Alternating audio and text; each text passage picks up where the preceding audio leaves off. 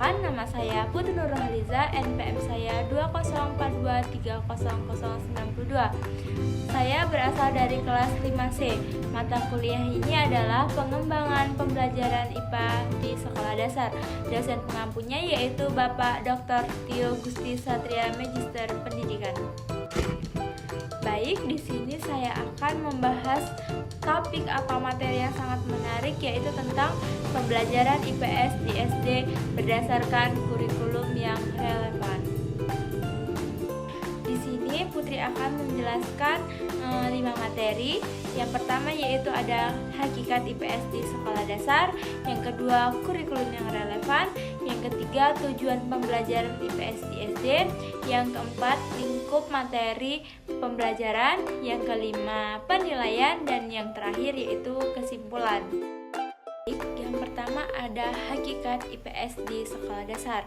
Yang pertama ada definisi. Apa sih itu IPS? IPS adalah mata pelajaran yang mengkaji kehidupan manusia dalam kaitannya dengan beberapa lingkungan sosial seperti budaya, ekonomi, dan sejarah. Lalu apa sih fungsi IPS di SD? Yaitu yang pertama ada membekali pengetahuan tentang kehidupan bermasyarakat, berbangsa, dan bernegara. Lalu yang kedua ada melatih keterampilan berpikir sosial seperti mengamati, menganalisis, dan memecahkan masalah.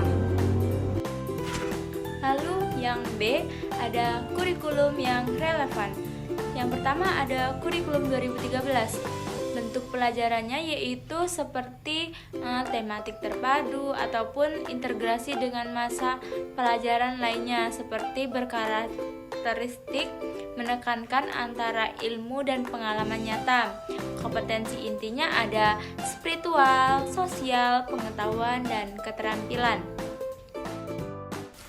Lalu yang selanjutnya yaitu kurikulum merdeka. Bentuk pembelajaran kurikulum merdeka terdiri dari sebagai mata pembelajaran yang tersendiri mulai dari kelas 4. Yang kedua berfokus pada profil pelajar Pancasila. Lalu yang ketiga memberikan fleksibilitas dan memilih metode dan materi kontekstual. Lalu yang terakhir yaitu mempunyai pengetahuan IPS seperti geografis, ekonomi, sejarah, sosiologi, dan sesuai usia di masa sekolah dasar. Lalu yang C itu ada tujuan pembelajaran. Yang pertama ada mengenal konsep dasar sosial, budaya, ekonomi, sejarah, dan kewarganegaraan. Lalu yang kedua yaitu tujuannya mengembangkan keterampilan berpikir kritis dan pemecahan sosial lainnya seperti masalah yang ada di sekitar lingkungan sosial mereka. Lalu yang ketiga itu yang terakhir membentuk sikap peduli, toleransi, dan demokratis antara cinta tanah air dan berkebangsaan. Lalu yang D yang terakhir ada ruang lingkup materi IPS di sekolah dasar. Dan yang pertama di kelas 1 sampai kelas 3 atau tematik yaitu bersangkut paut dengan keluarga, sekolah, lingkungan sekitar, hidup rukun, dan aturan sederhana.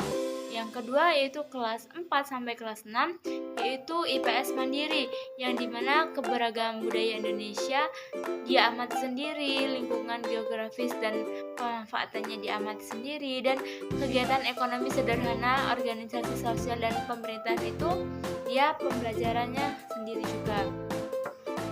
Yang E ini ada penilaian. Penilaian ini ada 2. Yang pertama kurikulum merdeka dan kurikulum 2013. Kalau kurikulum 2013 ini ada penilaian autentik seperti sikap, pengetahuan, dan keterampilan. Tetapi kalau kurikulum merdeka yaitu formatif, sumatif, dan portofolio serta proyek. Jadi dapat kita simpulkan dari kurikulum yang relevan ini adalah penguasaan pengetahuan dasar tentang kehidupan sosial. Lalu yang kedua ada pengembangan keterampilan berpikir kritis dan kolaboratif. Dan yang ketiga ada penanaman sikap dan nilai sosial yang sesuai dengan profil pelajar Pancasila. Terima kasih.